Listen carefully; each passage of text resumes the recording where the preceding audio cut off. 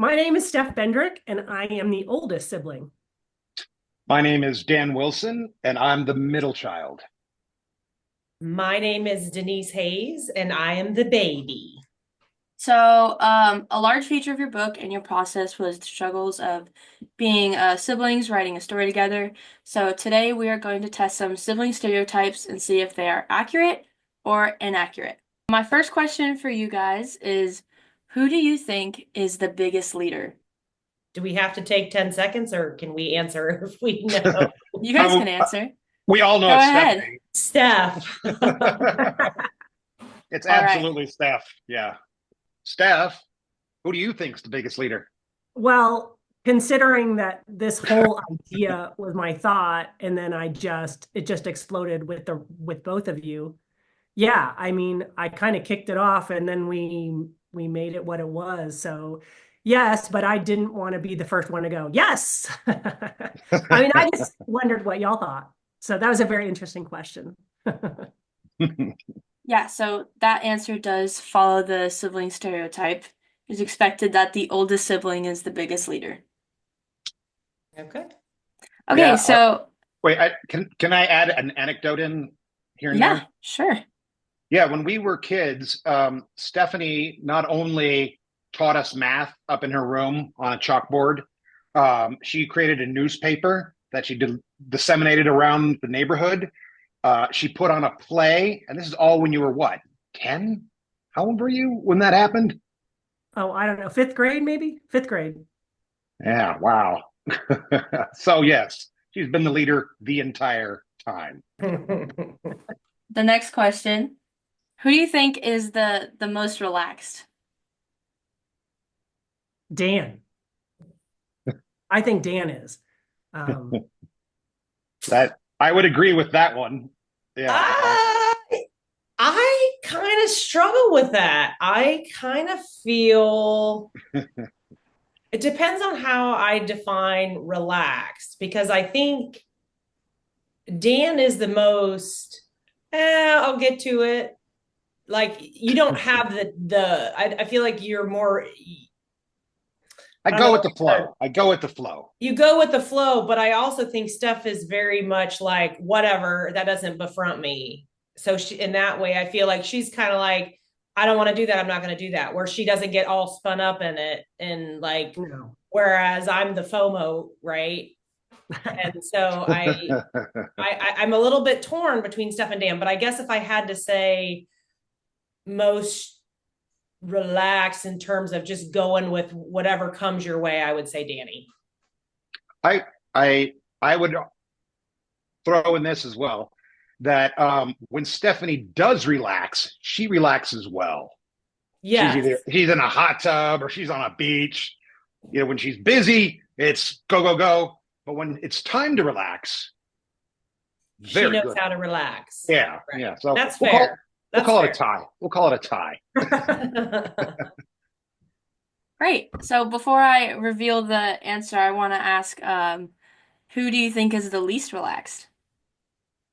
I would go Denise because she seems like it's so hard to like get in touch with her sometimes because she's so busy, right? She has kids and a full-time job, and plus we're doing the book, and she volunteers in the community. She's always active, and Yeah. I just feel like that's got to come with a lot of stress.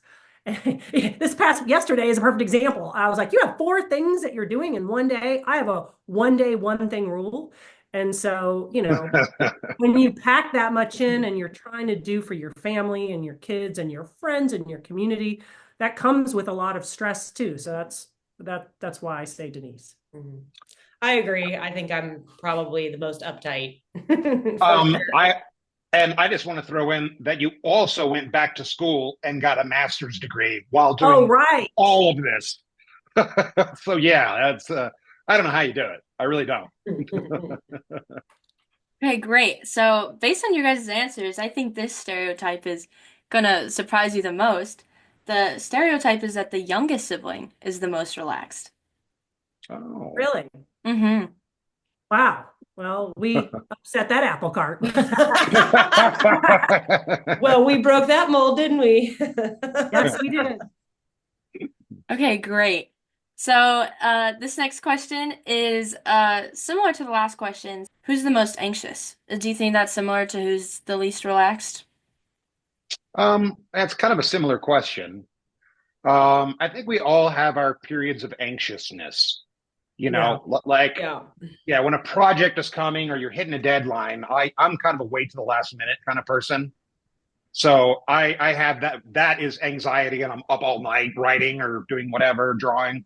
Um, so I have those moments of anxiety. I think, yeah, we might all. I feel like my stress is based on things I'm choosing to do. I don't really feel stress under pressure or like with deadlines or things like that or the what ifs. If I had to pick, I would pick Dan as the most anxious. Just because just because of that deadline thing. I feel like you really are, it's so important to you and you're so passionate about your projects that I feel that your level of anxiety is probably higher than mine because I feel like you are all in. So that's why I would pick you. Yeah, I mean, I agree. And I think part of it's just the way your job, you get jobs, right? You're a Oh yeah, freelance, and that with that uncertainty of where's my next job coming from comes, a bit of anxiousness. I know it would make me anxious. Right. Um, but yeah, so I agree with that. I think you are both correct. Yeah, it's especially going gig to gig. When one project ends, it's like, what's my next story? What's my next project?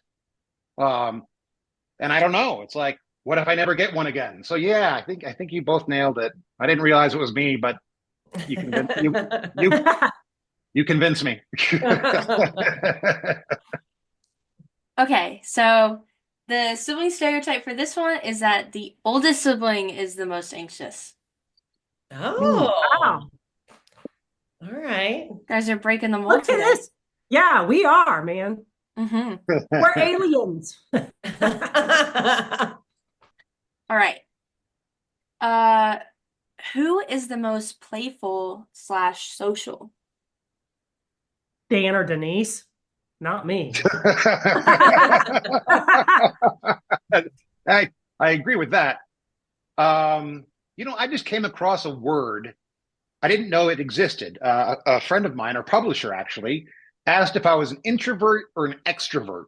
And I'm like, well, sometimes I'm introverted, but then when I need to, I mean, I can perform. I used to be a magician. I used to act. I have no problem getting on stage. Um, so sometimes I'm extroverted. And then I found this word. I'm an ambivert, someone who can go between those spectrums. Um, Denise is social. I Like, am. yeah, Totally. yeah, I'm very you're social. I'm very extrovert. I gain my energy from being around people for sure, 100%. In fact, yeah. if I work all week remotely and I don't see people, I have to get out of my house and just find some poor lonely cashier or something to have a conversation with. So I Yeah, it's funny how many traits between the three of us where Steph will be one way, Denise will be the other way, and I'll be like in the middle. Just like that's the perfect example. The Yeah, more I'm totally. introvert, ambivert, extrovert. Like it's funny how often that happens with just our personalities. but the real question is, Dan, are you an ambiturner? I've been known to ambiturn. That's from Zoolander, in case you didn't get the reference. Other people. I Yeah. appreciate it. I wasn't there with you guys. Oh, yeah. Okay, so the stereotype for this one, you guys are back in the mold. It's the youngest sibling. Here we go. Jumping back into the stereotype. Yeah, Oh yeah. I think what you guys said about the oldest being introverted, youngest being extroverted, and then that middle area is that's pretty dead on stereotype. So, Cool. all right. I'm gonna go to a red question. The It's answer's fine. me. It's me. I know it's me. All right. Who is the biggest people pleaser? Ooh. Dan or Denise, for sure. I do not please people. Okay, can I give contextual answers? Yeah, sure. I have a very hard time telling people no. If people ask me to go to a party, I want to go. If people ask me to volunteer, I'll find a way to volunteer. If people need help on a project, I will find time to help them on the project. So in that respect, I am very much a people pleaser. But on the flip of that, though, I feel like Dan, I don't even know if I would call it a people pleaser, but I feel like he is more willing to go above and beyond for someone else. He makes care packages for homeless people when he doesn't have any, when he's not dripping in cash, he still finds time to go find a little bit here and there to make care packages. He's always willing to help someone out, make a phone call, connect people. I feel like in that respect, so I don't know if it's a people pleaser, but more of he's so willing to help people more so than me. Like he will sacrifice so much of himself or what he wants to help someone else, to talk to them on the phone or whatever it is. So I feel like either we're tied or depending on the definition. Because I don't know if you say no, Dan. I think it might be a tie because I have a hard time saying no. So I definitely, I would say I like to people please, because that applies to everybody. It's just like, I want the cashier at the grocery store to smile. I think we all kind of have that community spirit for sure. And we all like to make people laugh. Like we all have that. But I definitely feel you two lean much more to you don't want to say no and you want to help people all the time. And I have recognized that I want to help those that are, that need help, but I do have to say no at some point because I'm like, I need to make sure that I'm living true to myself and taking care of myself. So yeah. Or Yeah, perhaps be anxious. Yeah. No, Well, I would say it's less anxious as now. I mean, I don't mind, but I'm at an age now, in my 50s that, hey, I want to help people for sure, but I can't help everybody. And I know how much energy it takes. And when I do help someone, it is all in. So I can't help 50 people, but can I help 2 people really well and spend my effort and energy and give them 110%, 100%? Yes, I can. yeah, I'll say Denise and I are somewhere in a tie zone. Very close, very close. It's a photo Hey. finish. Great discussion. So the stereotype for this one is that the biggest people pleaser is the middle sibling. So All right, we weren't far off. we had a middle youngest tie, but not far off. Who was the most coddled? Dan. 100%. Really?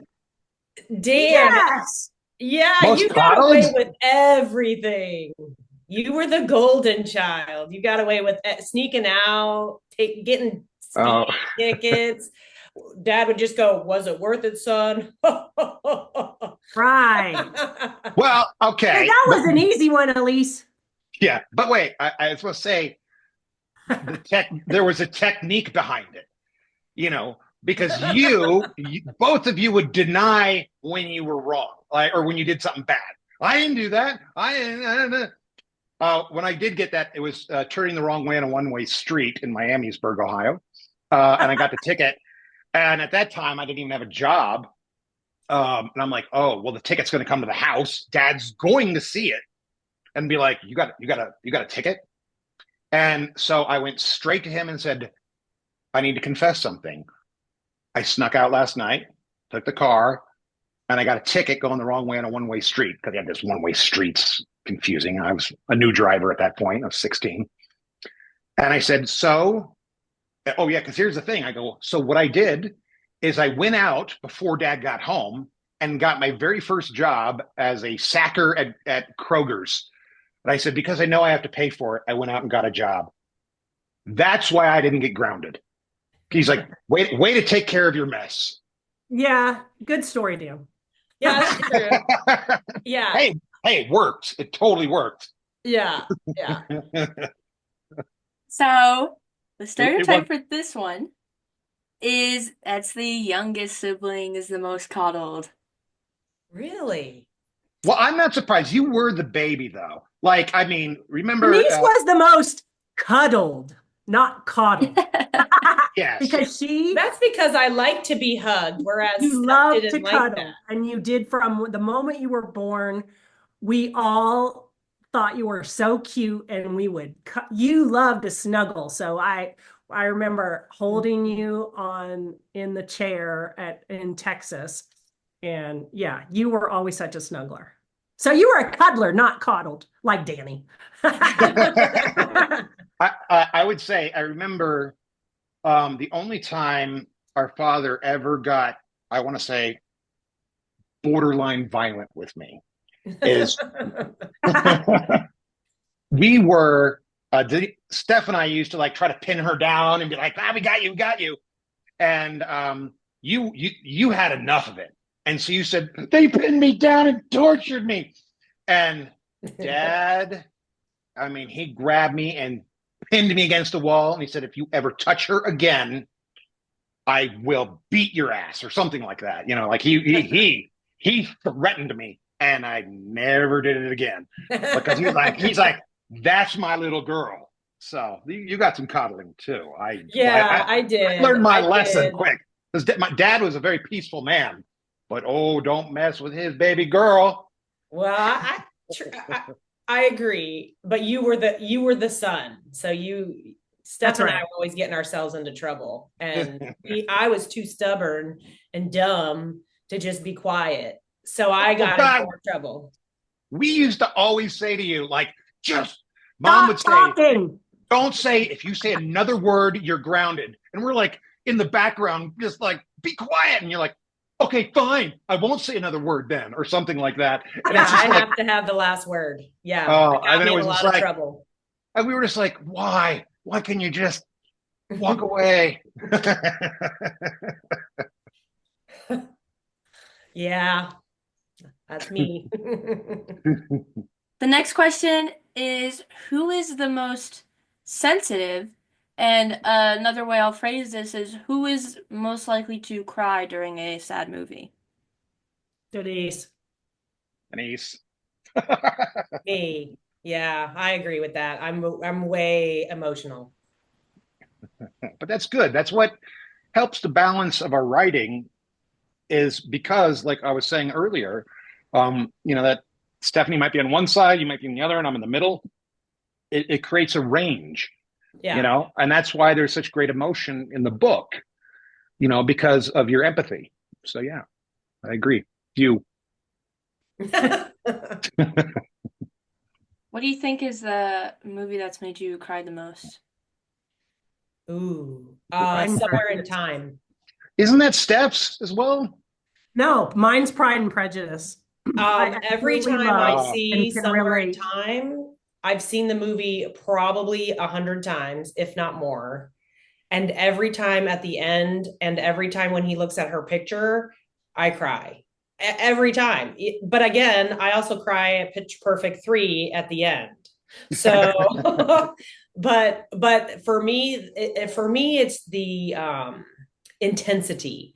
So if it's intensity of happiness, the intensity of vulnerability, the intensity of fear, the intensity of if it doesn't matter the emotion, if it's intense in the scene or something I'm watching, that's what stirs up my emotion. So even when it's something happy like Pitch Perfect where they're competing and they're getting up there and they're winning and everyone's happy, it's not sad, but it's so intense. I'm like, oh my gosh, these are these kids. They're going up there, they're being vulnerable and putting it all out there and competing. And so it's that intensity that's what makes me so emotional. Which is I think is hilarious because whenever we're all together as a family and something intense happens, everyone leans forward and looks over to see if I'm crying. So Elise, you do that too? You look at Oh, no. Oh yeah, I do, but I'm a crier too. I'm so sensitive. I cry over I anything and I everything. my biggest cry movie is Pride and Prejudice mainly because I can completely relate to the Elizabeth Bennet character in that she's, she has that hard outer shell, but secretly she loves Mr. Darcy. And there's something in him. And I can totally relate to that to me and Steve. Like in the beginning, everyone's like, oh, everyone likes Steve Bennet. No, no, no, I'm not going to like him. No, no. Rides by my house, gives me that look. And I'm like, I'm not going to like you. No. But inside, I'm like, oh my gosh, he's so cute. So when they come together at the end, after, she thought he was such a horrible person, but there was something about him, and they come together, and finally, two wonderful people are able to be together for the best reasons possible. It totally makes me cry. It makes me cry right now thinking about it. Yeah, I was just gonna say, look. Okay, wait. I changed that. It's Steph. She can cry on a dime. No, when I think about things like that, because again, it's so personal, right? It reminds me of Steve and I, and we were so close not coming together. And I'm so grateful that we did, just like they did. 28 years now, right? 28 years? Yeah. Yeah. 28. Yeah. That's awesome. That's really sweet. Yeah. Look at now I'm getting teary I eyed. can be nice. I can be a nice person. You can be for sure. And stop crying because now you're making me cry because of the intensity of the emotion. I'm sorry. Guys, we cannot have a cry fest. Okay, we're done. We're done. Yeah, no, I didn't get a turn yet. Uncle Danny, just drink your coffee. You'll be okay. Oh my gosh. My cry movie, I would say the number one movie that makes me cry, although I still get teary-eyed at the end of Star Wars when they get their medals. I do, but obviously I love Star Wars. But I would say the movie that gets me the most is Forrest Gump. Ooh, that's a good one. That is a good movie. And there are two moments that always get me. It's, why are you so good to me, Forrest? Because you're my girl, Jenny. Or I'm just like, oh, it gets me. And then when little Forrest is born and he comes and he's like, oh, his name's Forrest too? And she's like, yeah, I named her after his daddy. And he's like, and then the look on Tom Hanks' face. And then when he's like, is he smart? Oh, yeah, that just gets me. Yeah, but no, I love that movie. I agree with you, Dan. That is a very I cry there too. But what I love about you, Denise, real quick, is and Doug, is that here's this extremely emotional moment, and it's like, hit record, hurry up. Yeah. Yeah. So true. An arm around the shoulder might have been a better choice there. Yeah. Robert McKee once said, you can always tell an artist because no matter how bad the situation is, their mind goes, ooh, this would be good in a movie. Right. Robert McKee said that. That's funny. Are you guys ready for the next question? Yep. Okay. Who gets the most jealous? Ooh.